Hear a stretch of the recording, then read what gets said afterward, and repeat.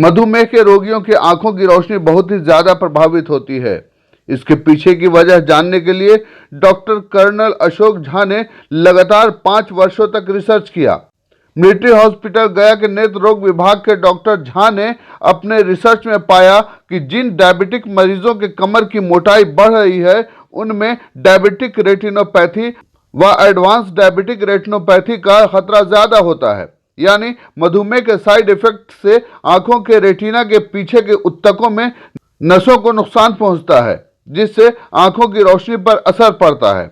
ऐसे में लोगों को बहुत ही ज्यादा सावधान रहने की जरूरत है। The royal college of ophthalmology London के विश्व प्रसिद्ध जर्नल आई में उनका यह रिसर्च प्रकाशित हुआ है, जो उनके लिए गर्व की बात है। डॉक्टर अशोक झा ने सीएनटीवी बिहार से लंबी बातचीत की। पेश है इस बातचीत के प्रमुख अंश। डॉक्टर अशोक झा नेत्र रोग विशेषज्ञों में एक जाना माना नाम है। अपने रिसर्च को लेकर जो इन्होंने एक पहचान बनाई है, देश भर में काफ़ी मशहूर हुआ है। मिलिट्री हॉस्पिटल गया में इनकी पोस्टिंग है और सीएनटीवी बिहार इनसे रूबरू हो रहा है। डॉक्टर साहब, आपका सीएनटीवी बिहार में बहुत बहुत स्वागत। बहुत बहुत धन्यवाद आपका, बहुत बहुत। आप जिस तरह से आपका जो रिसर्च वर्क आपका देखा है मैंने अभी जी, उसमें बहुत सारी ऐसी चीज़ें हैं जो कि एक आम आदमी को जानना चाहिए, लेकिन वो उनको जान नहीं पाते। कारण इसका क्या है? कारण इसका यही है कि लोगों में जो अवेयरनेस है, अब मतलब इसके प्रति जो जागरूकता है वो उतना ज़्यादा नहीं है। जैसे मधुमेह की बीमारी है, अब लोगों को यही नहीं पता कि इसमें ये हमारी आँख को, किडनी को और हार्ट को किस तरह से प्रभावित करता है। चूँकि मैं एक नेत्र विशेषज्ञ हूँ, तो मैं ये कह सकता हूँ कि आँख में हमारे बहुत सारे रोगी हैं ऐसे या पेशेंट्स हैं जो टाइम पे अपना रिव्यू नहीं कराते हैं, जिसकी वजह से जब वो हमारे पास पहुँचते हैं उनका काफ़ी नुकसान हो चुका होता है पर्दे का।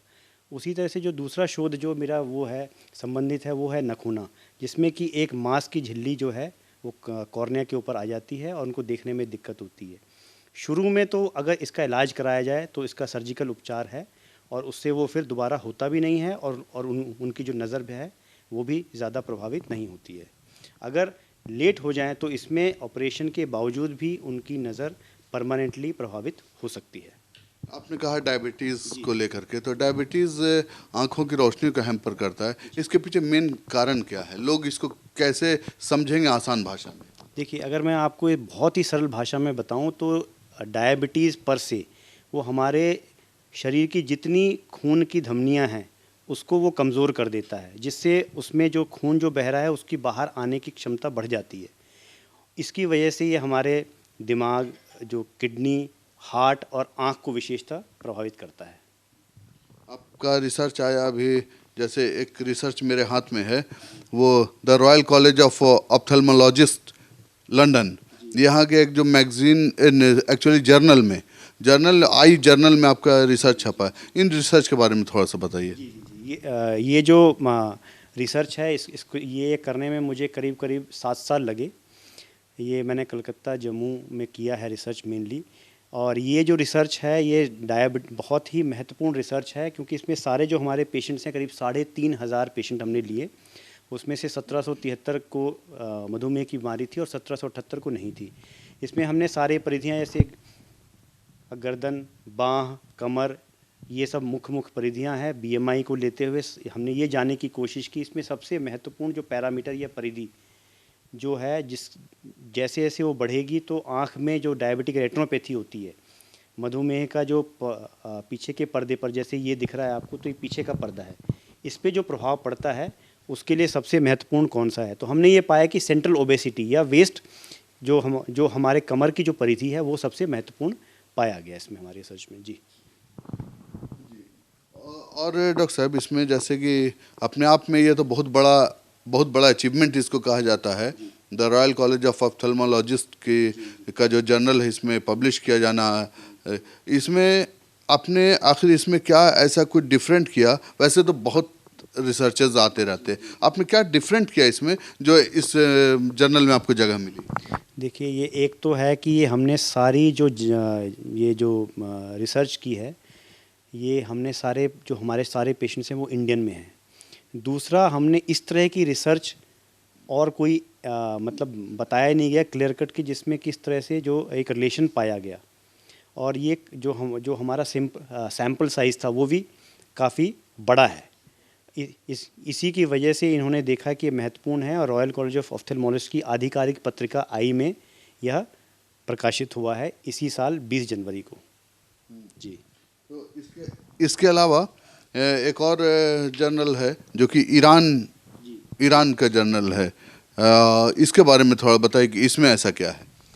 ये जो शोध प्रकाशित हुआ ये भी जो है 21 जनवरी को ठीक एक दिन बाद उसके प्रकाशित हुआ है। ये एक इत्तेफाक था। ये हमने अगस्त 15 में शुरू किया था और जनवरी 19 में ख़त्म हुआ। और ये पूरा का पूरा जो हमारा रिसर्च है ये जम्मू में किया गया था।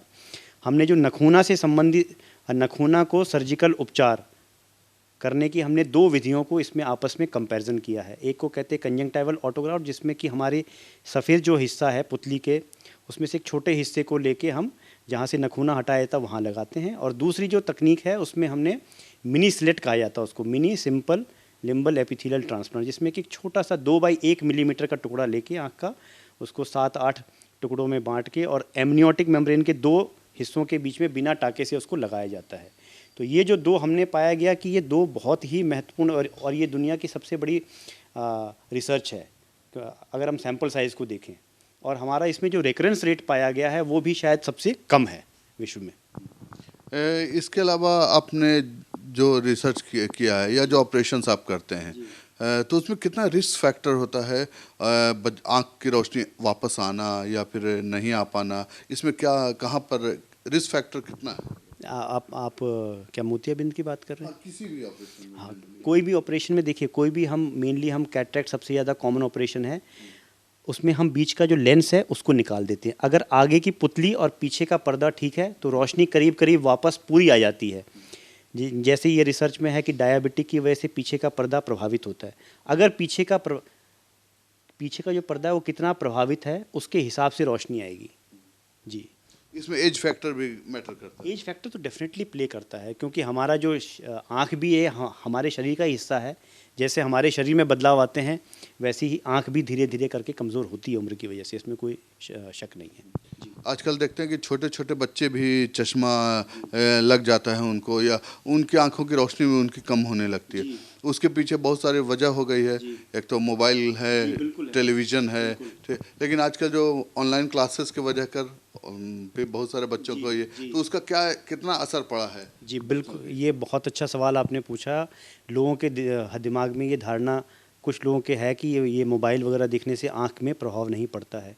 एक रिसर्च किया गया है जिसमें ये पाया गया है, क्लियर कट इस्टेब्लिश किया गया है, इसको स्थापित किया गया है कि मोबाइल ज़्यादा देखने से बच्चों में जो नज़र कमज़ोर होता है, चाहे मायोपिया कहें उसको, वो डेफिनेटली उसमें उन लोगों में ज़्यादा पाया गया है कोविड के दौरान। इसके लिए क्या प्रिकॉशंस क्या क्या लेने चाहिए डाइट में, या कहा जाए कि जो यूजेस ऑफ गैजेट्स है उसको लेकर के, और स्पेशली लाइफ स्टाइल जो आजकल है उसका भी एक असर पड़ता है, तो कितना इसमें हमको सावधानियां बरतने की ज़रूरत है और उसमें क्या आपकी तरफ से मशवरा है? जी, अगर हम ये देखें कि बच्चों में हमें अगर उनको जितना ज़रूरत है उतना ही उनको मोबाइल देना चाहिए, और ये ज़िम्मेदारी जो है वो माँ बाप की। जैसे मेरे पास पेशेंट्स आते हैं कई बार, तो मुझे कहते हैं डॉक्टर साहब आप बोल दीजिए, मैं तो बोल दूंगा, मेरे साथ तो वो 1 मिनट हैं 15 मिनट हैं, लेकिन सबसे ज़्यादा समय वो माँ बाप के साथ गुजारते हैं। तो माँ बाप की ये जिम्मेदारी बनती है कि उसको कंट्रोल करें जितना। अब जैसे आजकल ऑफलाइन क्लासेस हो रही हैं तो उसमें मिनिमल समय उनको दिया जाए, कंट्रोल करने की जिम्मेदारी उनको है। और ये बात हमें धीरे धीरे बच्चों को समझानी पड़ेगी कि इसकी वजह से ये नुकसान हो सकता है जो कि परमानेंट हो सकता है, तो बच्चे भी इस चीज़ को समझने में आसान पाएंगे इसको। जी। इसके अलावा भी फिजिकल एक्टिविटीज़ भी मैटर करते हैं क्या? बच्चे जो आजकल खेल कूद की जगह पर घर में रहना ज़्यादा ये करने लगे मजबूरी के तहत, या जो भी जैसे ही? जी जी, बहुत ज़रूरी है। देखिए, अगर आप स्पोर्ट्स से संबंधित हैं, कोई भी स्पोर्ट्स आप खेलेंगे, चाहे फुटबॉल हो, चाहे क्रिकेट हो, चाहे कोई भी, चाहे हॉकी हो, उसमें हाँ आउटडोर एक्टिविटी एक मतलब मेरे हिसाब से एक आपकी जीवन का एक महत्वपूर्ण अंग है। जब हम खेलते हैं तो पूरे रक्त का संचार तेज़ी से हमारे शरीर में होता है, वो हमारे सोचने की शक्ति को बहुत प्रभावित करता है, और बच्चा ऑटोमेटिकली, जो बच्चा खेलेगा और उसका जो है कॉमन प्रेजेंस, कॉमन सेंस, और वो जो है पढ़ाई में भी नेचुरली अच्छा करेगा। आपका ट्रांसफरेबल जॉब है, आप इंडिया में अलग अलग जगह पर आपकी पोस्टिंग होती रहती है, लेकिन आप जैसे जो डॉक्टर्स हैं, कुशल डॉक्टर जिसको कहा जा सकता है, गया वालों को इंतज़ार है कब तक आप गया में अपने आप को लॉन्च करने जा रहे हैं जी सिविलियंस के लिए? जी मैंने भगवान की कृपा से अगर सब कुछ ठीक रहा तो शायद मैं मई के महीने में सिविल में अपना काम शुरू करूंगा। और मैं चाहूँगा कि मैं क्योंकि मैं बिहार से संबंध रखता हूँ तो मैं ये मेरा सौभाग्य होगा कि मैं बिहार के जितने भी लोग हों उनको अपनी सेवा दे सकूँ। अंत में आप गया वासियों से अपील क्या करेंगे कि वो आंखों की रोशनी को मेंटेन रखने के लिए अपने डाइट को या लाइफ स्टाइल को या क्या क्या चीज़ें करें कि उनका आंखों की रोशनी मेंटेन रहे? जी बहुत महत्वपूर्ण सवाल है। आप अपनी ज़िंदगी में अगर स्वस्थ रहना चाहते हैं कम से कम 45 मिनट से 1 घंटा अपने शरीर को दें। किसी तरह से आप व्यायाम करें, चाहे वॉक करें, चाहे घर में करें, किसी तरह से 45 मिनट दें, उससे आपका शरीर ठीक रहेगा। और डाइट कंट्रोल सबसे ज़रूरी है। मैं ये कहूँगा कि एक्सरसाइज के साथ साथ डाइट कंट्रोल मतलब जो आप ले रहे हैं, सेवन कर रहे हैं, वो रहें। और जो डायबिटीज़ के मरीज़ हैं उनको ये जानने की बहुत ज़रूरत है कि उनको समय समय पर अपने मेडिकल डॉक्टर को और आँख के डॉक्टर को दिखाएं, ताकि अगर कुछ कमी पेशी है शुरू में तो उसको शुरू में ही कंट्रोल कर लिया जाए, ताकि आगे जाके ज़्यादा नुकसान ना कर सके। बहुत बहुत शुक्रिया डॉक्टर साहब। ये थे डॉक्टर अशोक झा, नेत्र रोग विशेषज्ञ, जो कि अपने रिसर्च से या अपने जो ट्रीटमेंट से पेशेंट्स के बीच में काफ़ी लोकप्रिय हैं। राकेश कुमार के साथ फैसल रहमानी, CNTV बिहार।